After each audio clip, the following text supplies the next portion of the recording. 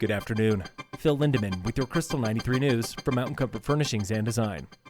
Summit High School hockey, they're going to the 4A state championships. It's the furthest any Summit team's ever been. They're getting ready to leave a legacy here. That was head coach Chris Miller.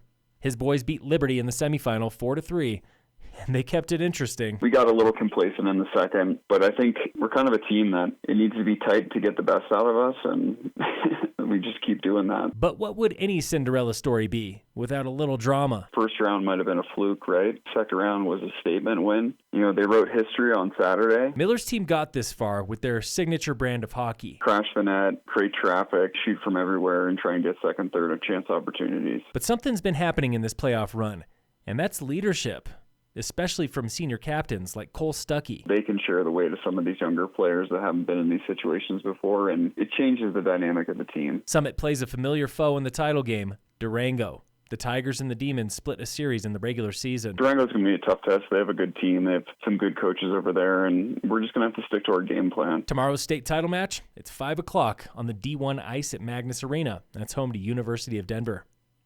Just over 134,000 cars traveled I-70 through the tunnels over the weekend. That's down 13,000 cars from last week, down about 4,000 from the same time last year. Yesterday was the slowest 24 hours since Super Bowl Saturday. Be ready for alternating traffic on US40 Berthoud Pass tonight for avalanche mitigation. You will have single-lane closures between Mary Jane and the top of Berthoud starting at 8 p.m. The traffic at Copper Mountain was stacked a mile deep onto I-70 yesterday morning. Our video of the conga line is going viral, more than 350 likes and 35,000 eyes on Facebook. Says Bradley, how can anyone be surprised? Happens every time it snows. Lots of you felt the same. Many listeners blame the Icon Pass, saying this is what A Basin can expect next year as the newest Icon property. Julia had a great day on the snow, but says too bad people are so selfish in their driving habits. Not stuck in it, 89-year-old Donald. He tells us the good old days of long lift lines are over. Cross-country skiing for me. Every Sunday is Sunday Fun Day on the Krystal 93 Facebook. We ask a question and you give the answer. This week we wanted to know, what is the longest you have waited in traffic? And the story. Our favorite?